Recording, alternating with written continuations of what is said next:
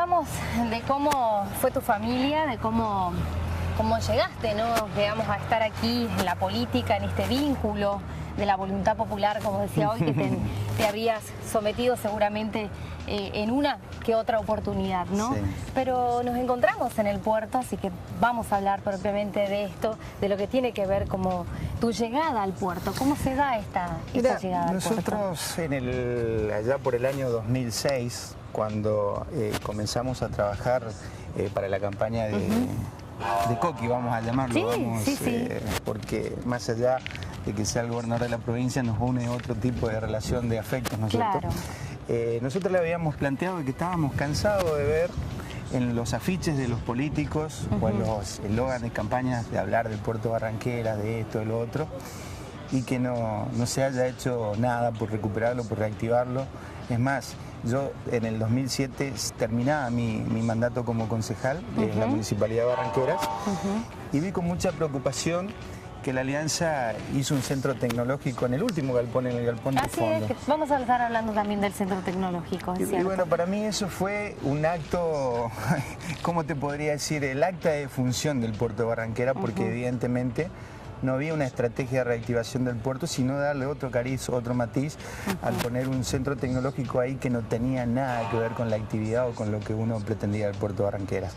Bueno, en ese momento le habíamos transmitido eso a Capitanich y le pedíamos que realmente haya una política de reactivación para el puerto de Barranqueras, que un poco ese era el pedido, el condicionamiento que nosotros le poníamos, ¿no es cierto?, para acompañarlo. Y bueno, a partir de ahí surge ese pedido.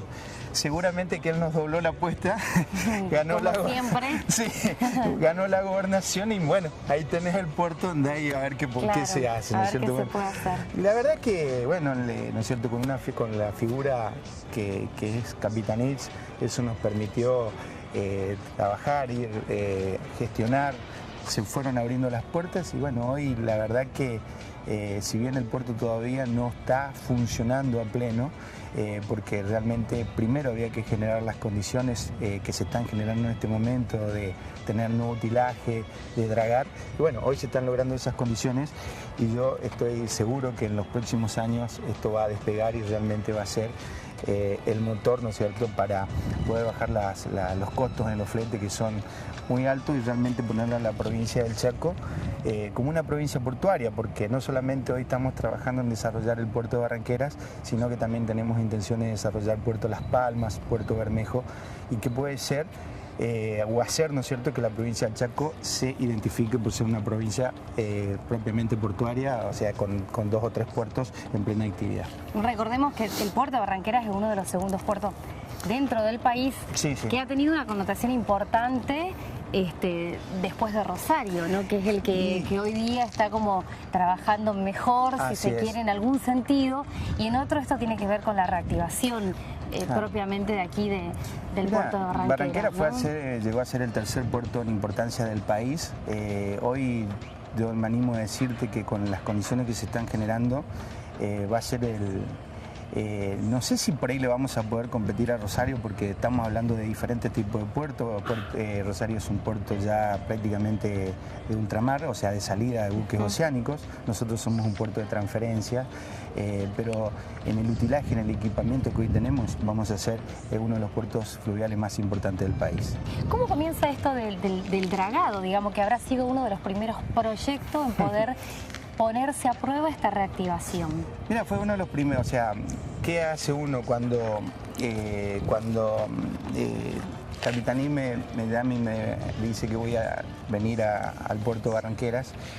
Uno lo primero que hace es tomar contacto con la gente que trabaja en el puerto y tratar de interiorizarse, lógicamente, cuáles son los problemas puntuales que tiene el puerto de Barranqueras. Bueno, todos los caminos indicaron que era el dragado, ¿no es cierto?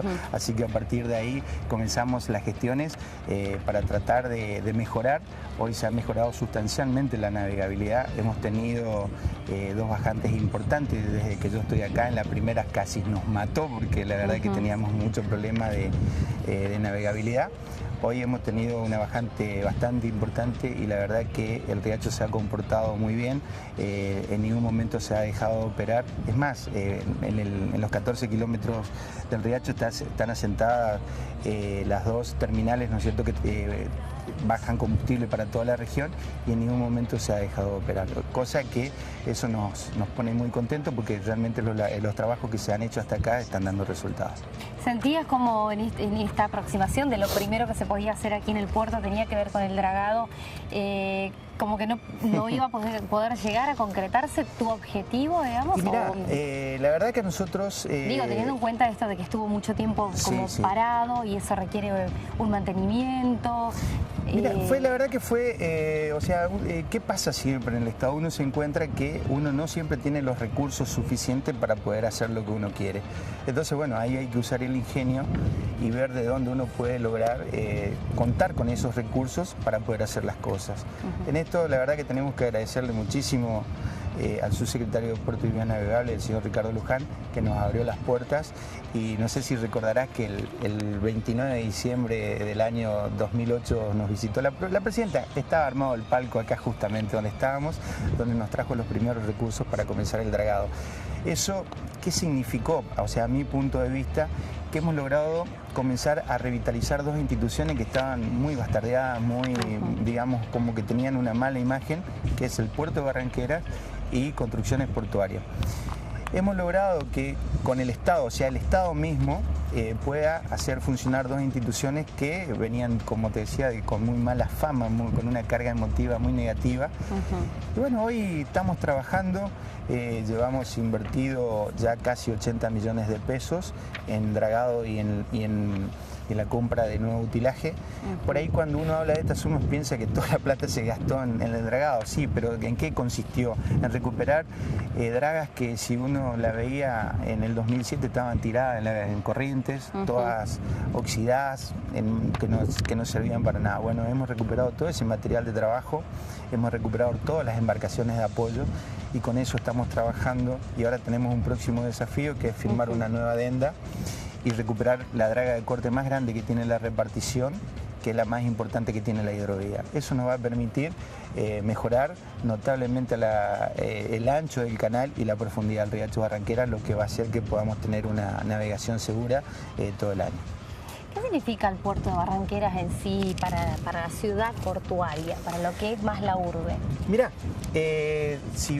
bueno, a lo mejor por ahí, pero la gente sí, ¿no es cierto?, que tiene una determinada edad. El puerto de Barranqueras, allá por la década del 50-60, significó como la puerta al progreso, la puerta al trabajo.